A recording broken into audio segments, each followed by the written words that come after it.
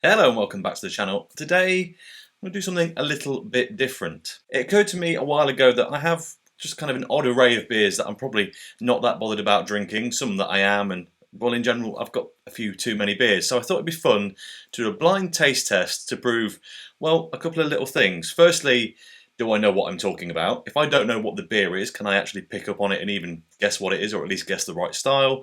And secondly, which of the beers that I own that I feel like I'm not too bothered about is actually the worst. Now, of course, not every beer here I believe to be terrible. For instance, we've got a couple of discount supermarket lagers in the form of the 1079 from Aldi, the Perlenbacher, which is kind of discount European lager, and we've got even a craft session IPA, session pale from Navigation Brewery here in Nottingham that is by all accounts a fantastic beer. I've never actually had it, which is why it's an interesting thing to throw into this mix. But yeah, these are all lagers, IPAs and hybrids, I guess. They're all paler beers anyway.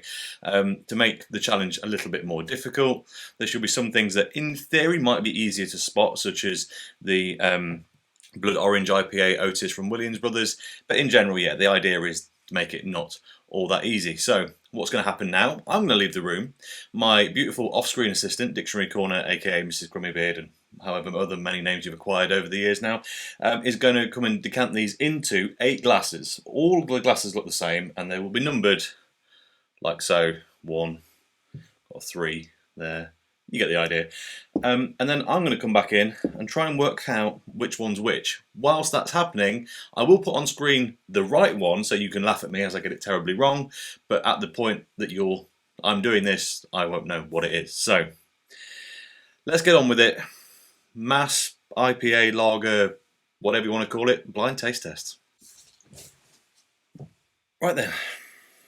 The beers are poured. I've got 1 through 8. The numbers have started to weep off a little bit on number 1. All the beers are also lined up at the back here, but they do not correspond to the beer that's in there, I am told. It could be a double bluff. But also, we didn't properly go through all the beers we've got here. So, just as a quick rundown, the spot of number 1, but it's not number 1, hopefully. The 1079 Project, that's an Aldi special European style Pilsner. I kind of rate that beer for a very cheap beer, it's decent. Everyone knows what this one is. In my experience, it's not one that I particularly enjoy, but we'll see what happens. So I've got obviously Brewdog Punk IPA. Then we've got the Freedom IPL from Freedom Brewery, obviously. That one, an India Pale Lager, that's kind of designed to trip me up, I reckon. It's what I put in to trip me up because it's kind of halfway house between a few of them. So it should be interesting. We have then got the Williams Brothers Otis Blood Orange IPA that I mentioned before. Theoretically, I should be able to spot that one because it should be quite a different colour, but actually looking across the board now, I've got no idea which one it is, so even more interesting.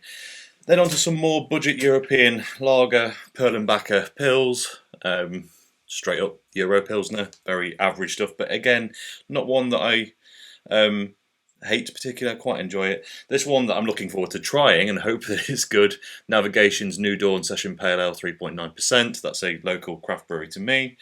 Then I guess a horrific classic in the form of Foster's lager, which are now even using the word crafted on the front of the can. So, hey, what can you do? And then, of course, probably one of the most well-known beers worldwide, Heineken Lager. So, that is the 8 beers.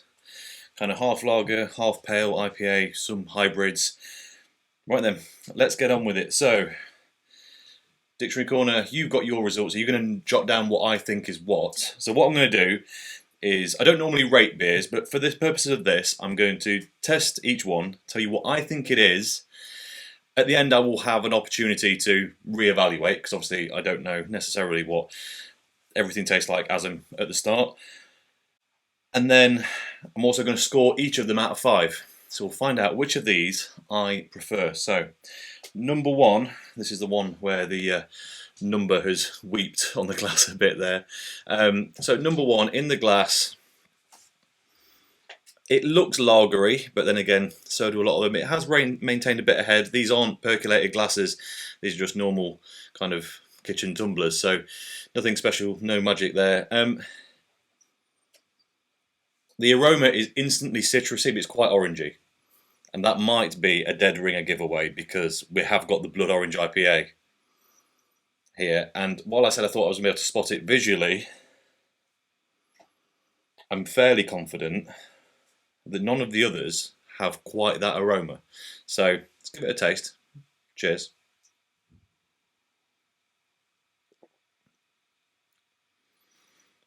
I mean, if that's not the Blood Orange IPA, I'll be incredibly surprised. So I don't want to know till the end, so we're going to keep it. We'll find out. But yeah, for me, I'm pretty confident that is that. And as a score, now I thought when I had this before, I really wasn't fussed by it, but right now, it's not too offensive. I'm going to give it... There's a little bit of kind of synthetic, chemically dishwasher, detergent kind of flavour to it. But other than excluding that kind of part, it's actually not bad. So I'm going to go 3 out of 5.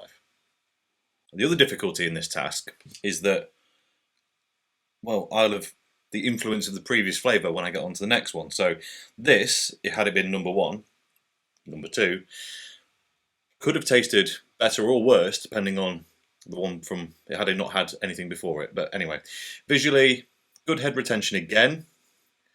Still looks, well, they all look very similar to be fair. So lagery, paley in colour. There's unsurprisingly a husky hair in there because it is my house, and possibly a tiny bit of sediment, but only the tiniest amount. Right then, that's got nice big malt character. I'd be very surprised if this is not a lager or pilsner. Almost slightly smoky malt. Very bready. Quite low carbonation. Actually quite like that. Now, it is also important to say, it's not like I've had all these beers in the last few weeks and now I'm trying to remember them. I think, with the exception of the Freedom IPL and the Williams Brothers Otis Blood Orange IPA, and the Perlenbacher, I've not had any in the last 6 months. I think that's right. So, anyway, right now I think that is the 1079 Project, the Aldi special one, because I know that I quite like that for a cheap beer. It is cheap, but it's not offensive. So, that's my guess. And as for a score, 4 out of 5. I doubt anything here is going to get higher than that, to be honest, so we'll see. And just to show you what I'm talking about, that is this can right here. So then, beer number 3. Visually, it is similar to this, but actually slightly more haze to it, which could be a giveaway. It's undeniably a modern pale or IPA. Decent lacing on the glass. Traditional grapefruit, lemon, citrus vibe. Flavour's quite short-lived. It's got no astringency to it, so it doesn't feel cheap.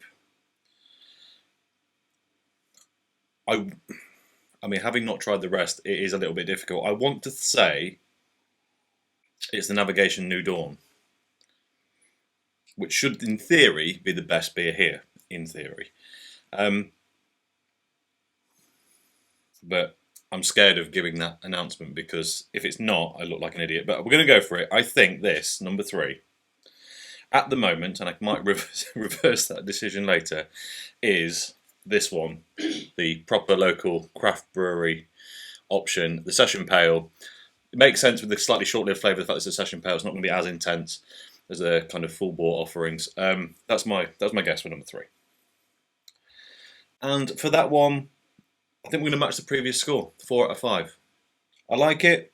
Very hoppy beers aren't always my go-to, but actually really enjoyed it. So that's good. Right then, beer number 4. This, again, has a slight bit more haze to it than the first 2 we tried. The aroma's dead. Minor stone fruits, and given we don't have a New Zealand style or Australian style, South Pacific style beer here, that's a bit of an oddity, but yeah, a bit zesty, a bit stone fruity. Right then, cheers. It's got an abrasive back end to it. Goes sweet again though. This is, ooh, and a little bit, it's not very carbonated, and it's a little bit vinegary almost on the back.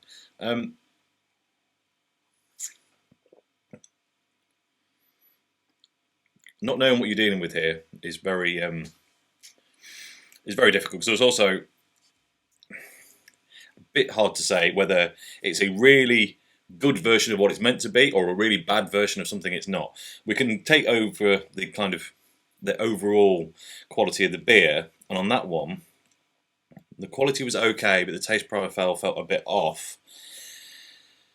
And I'm torn between the Freedom IPL and the Punk IPA. I feel like I would recognise Punk IPA, even though I've not had it for a long time. So number 4, for now, is going to the Freedom IPL. However, I'm going to caveat that by saying, last time I had this, it had a really naff back end to it, and I really wasn't very impressed. Whether time in the can has matured it and mellowed it out a little bit, it's possible, and now it's maybe a bit more palatable. So we'll see what happens later on. But right now, it's going to get that, and it's going to get a score of 2 out of 5 for that one. Right then, number 5. Much clearer in the glass, not much head retention, though we are, quite a few minutes further down the line now.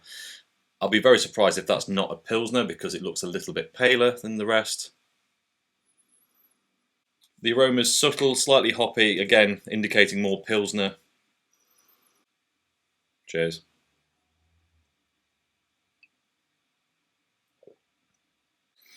So the three that I'm really not sure how I'm going to be able to distinguish until I've tried them all is Heineken, Foster's and the Perlenbacher. The Perlenbacher I feel like I'll recognise because I think it's loads better, but that to me felt a little bit flat and a little bit more generic than that one. So I'm down between Foster's and Heineken for that. I feel like Heineken is more likely, just because I always think Foster's has a bit of a more synthetic quality to it, and that didn't seem to have. But some of these cans are a little older, so again that could have mellowed out. This is beer number 5, and for now I'm going to go Heineken, but again I think that might change. And as a score,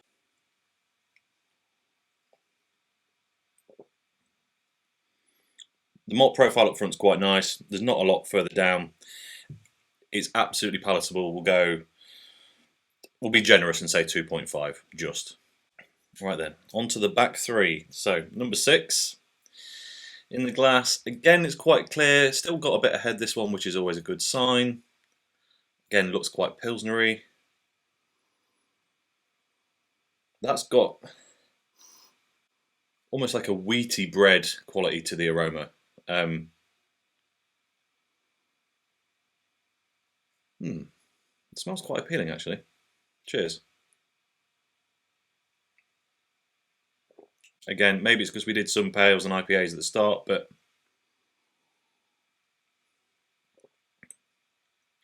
lacking on flavour a bit, and it has an extra bit of bitterness that I think is somewhat artificially added.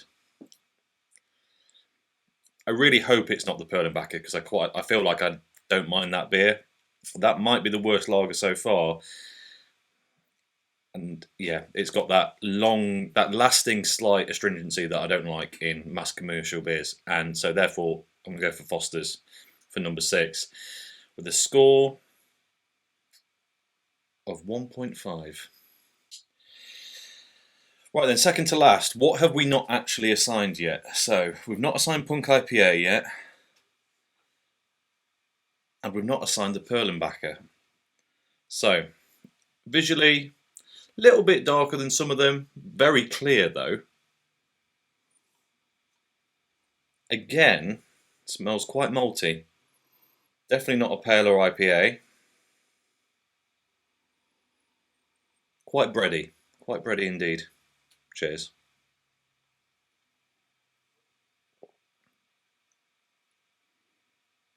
I'm pretty confident that's Perlenbacher, and I really hope that's right. That's instantly quite well carbonated. Low key on the flavour, but all the flavours are enjoyable. There's a bit of hop in there, Decent bit of malt backbone, very refreshing. It's not a fantastic lager or pilsner, but it is very good for the price.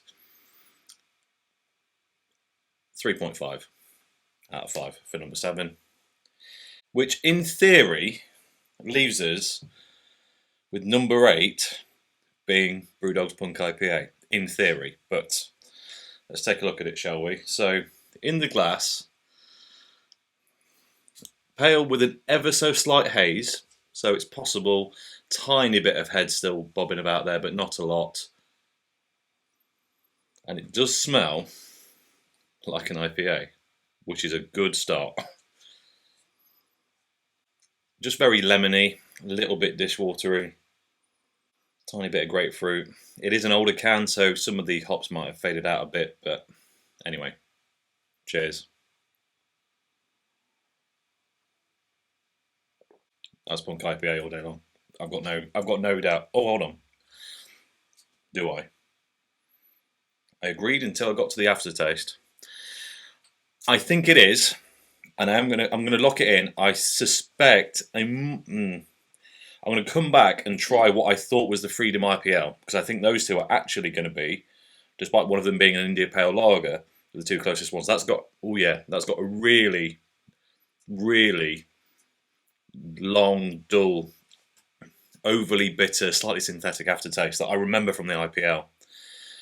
So I might change those around, but for now, I'm going to call it as Brewdog's Punk IPA, and that's got a score of 2 out of 5, and that's being slightly generous as well.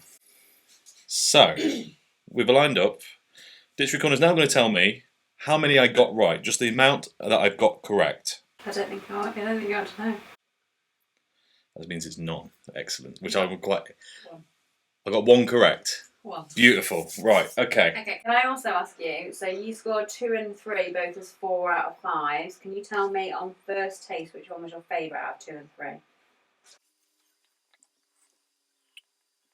2. Just. Okay. So...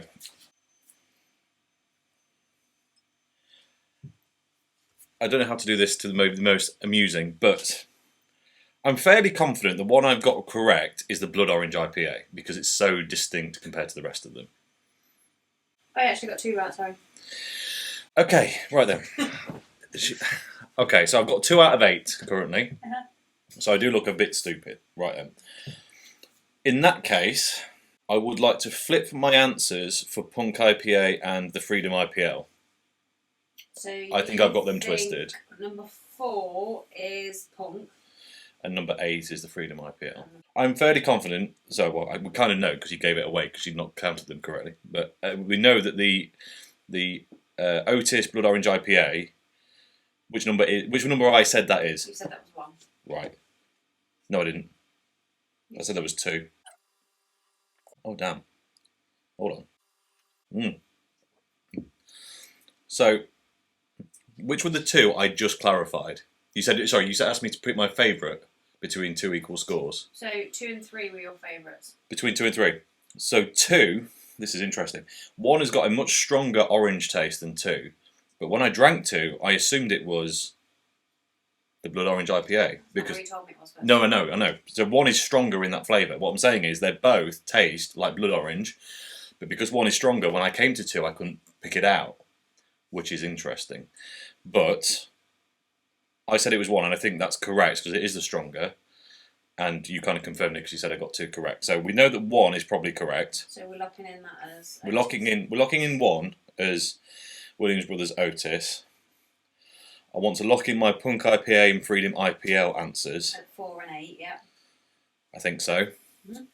And 1, 4, 8, and then one other one was correct. So I need to change some things around.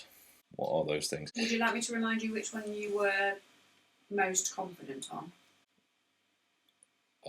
Go on, sure. I'll tell you what the number was. The number was 5. You said you were most confident on.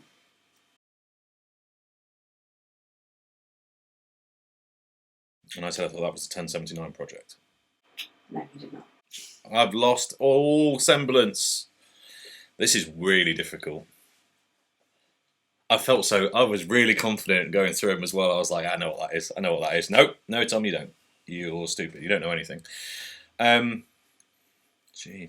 I'm going to go through. I'm going to whiz through them all again. So 1, we think we know. 2 taste much better now, having not gone straight after 1. Can you remind me which one I thought the navigation beer was, please? Navigation, you thought was 3.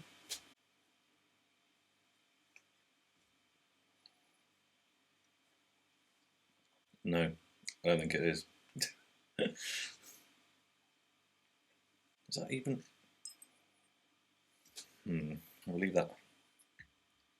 I'm going to leave number 2 for a minute because so 3.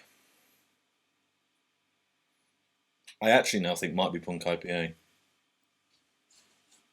You had locked 4 in at Punk IPA on the second time. On the First second, time you locked it in a late.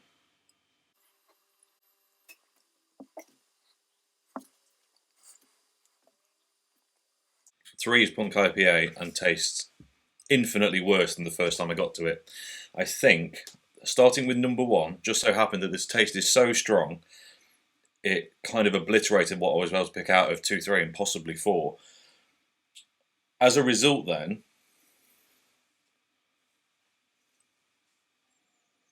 I'm still not even sure what style number 2 is now, because it changes after each other beer that I take a sip of. It's got good mouthfeel, better mouthfeel than the rest. The problem is I don't know at all what Navigation New Dawn tastes like. I've never had it before. All I know is it's a session pale, which is a pretty broad style. So I'm very uneasy at this point. Have we got any more right?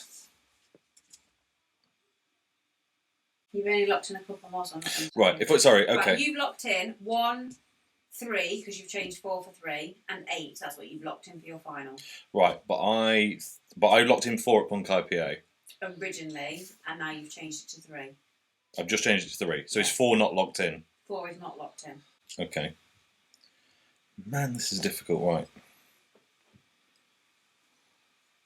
What have I got 5 down as, please? Heineken. I still feel like that's correct, but given the amount I've got wrong, I'm tempted to switch. And which one did I say was Foster's? You said 6 was Foster's.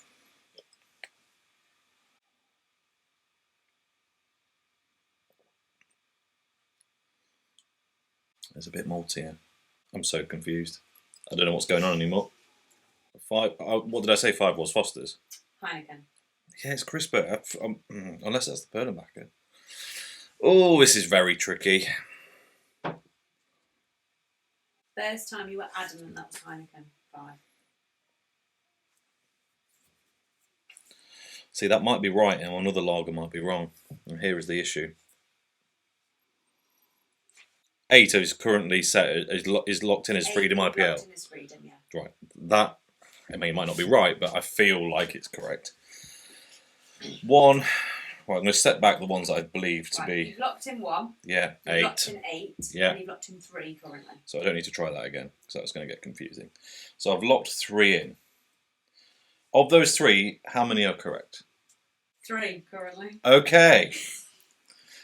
Beautiful. Right then. That's a good start. This is so tricky. So I'm going to put them in their places as well. So if all 3 are correct, so that means 1 is the blood orange.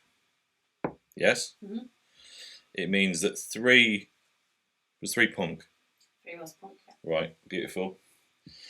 And it means that, let me bring these forward, 8 was the Freedom IPL. 8 is Freedom IPA. Which, ironically, those 3, I don't know if you can see on camera, are all together in a line.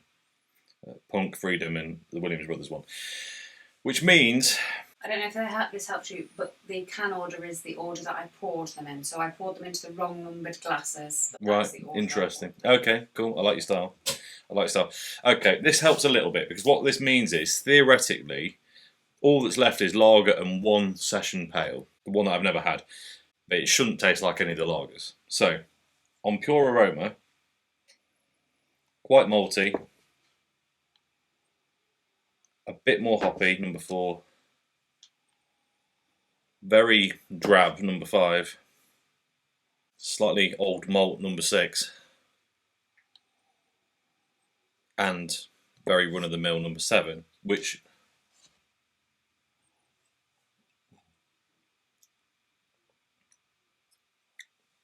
I don't want that to be to be the navigation one. All this is so difficult. Right, I've just tried them before. None of these instantly hit a session IPA. Or sorry, session pale. Honestly, this is...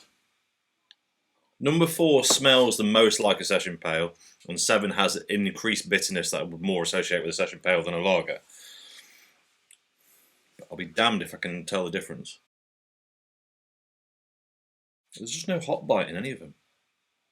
Number 4 is navigation, noodle, locked in. I don't want to know if I'm right yet. I'm not telling you anymore if you're right. No, we don't deserve to know anything else. Right then.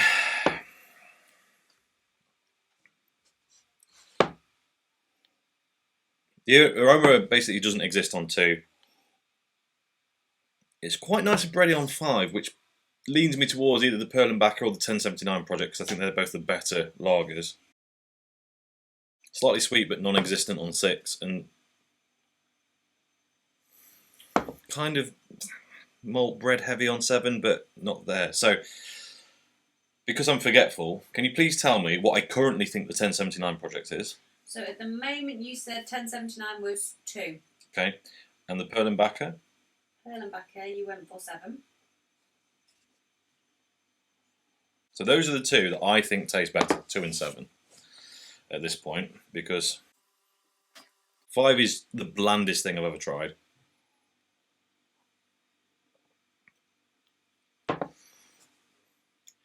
This is changing now. I'm doing lager only. It's gone much more involved.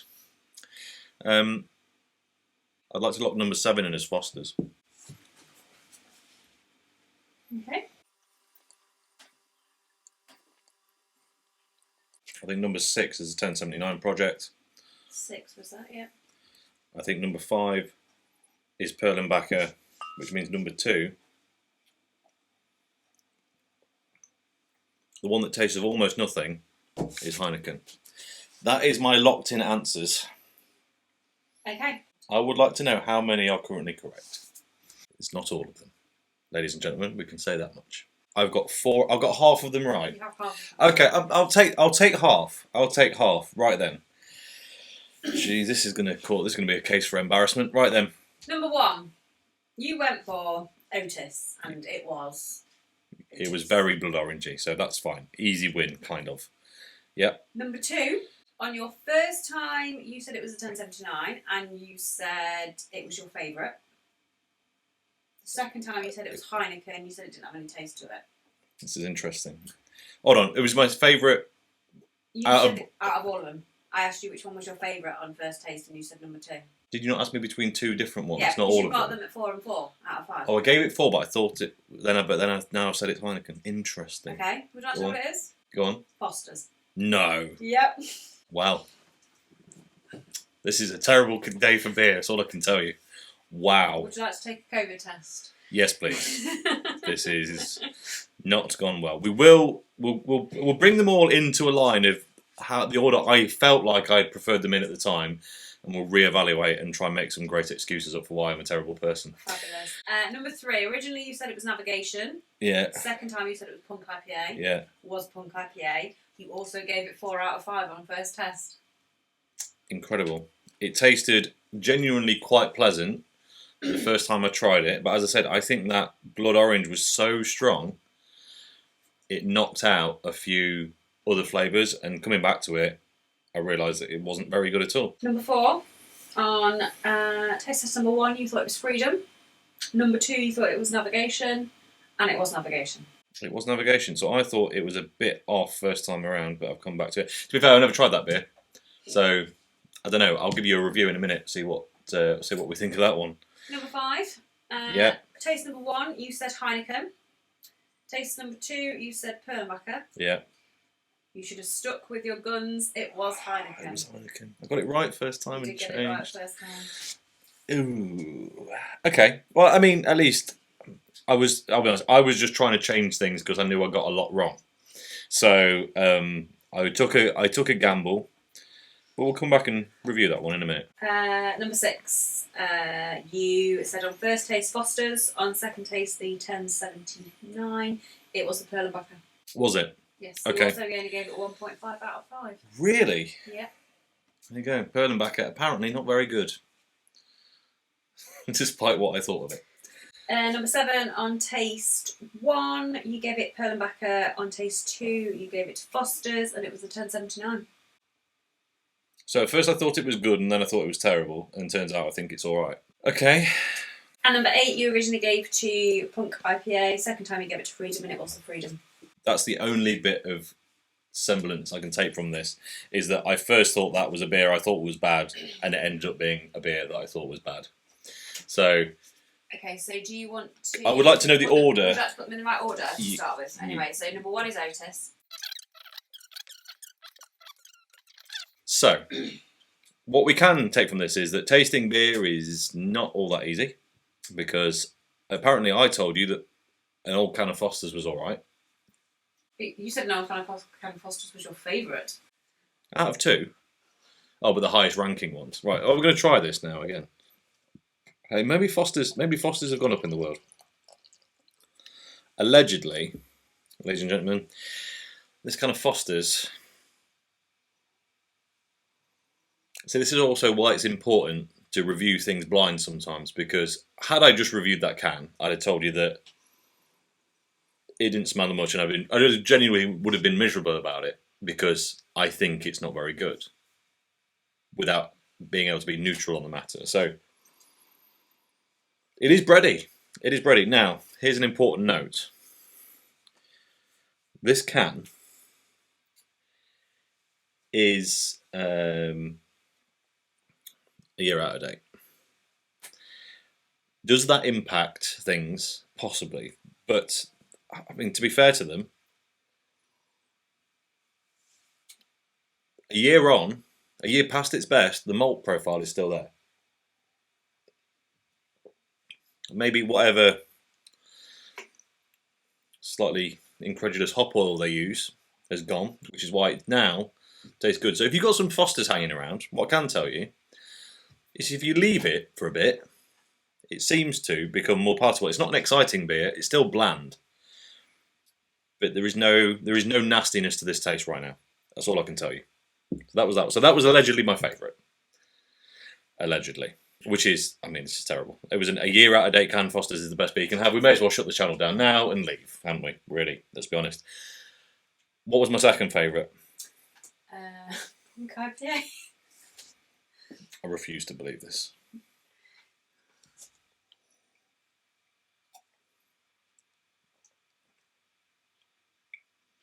Okay, well, I can tell you that my scoring was influenced by the taste of the beer before, and not the beer itself, because there is absolutely no way that I believe that to be a good beer. The out-of-date Foster's is better than Punk IPA.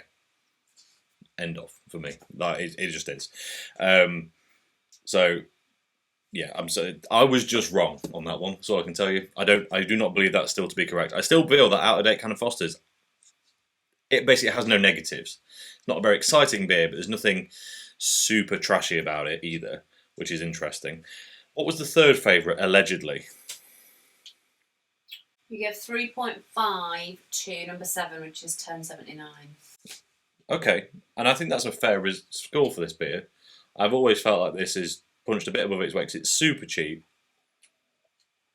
It has a nice little malty lick to it. It's perfectly good. Yeah, I agree. Fine. Yeah.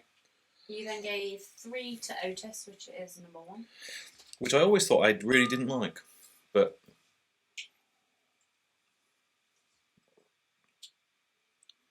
it was the first beer. I had nothing to compare it to. It's not horrendous. It is still in date by well over a year, that one. Long date on that. It's okay. I remember drinking it before and getting a real astringent aftertaste. Whether it's mellowed out now, it's been in the can for 6 months, I don't know, but that's where it is. Right then, next one. You gave 2.5 to the Heineken. Yeah, compared to the rest, there's not a lot in there. Now, date on the Heineken, 6 months out of date. Because this is all the stuff that I had in the back of my fridge. But, again, maybe NAF lager with...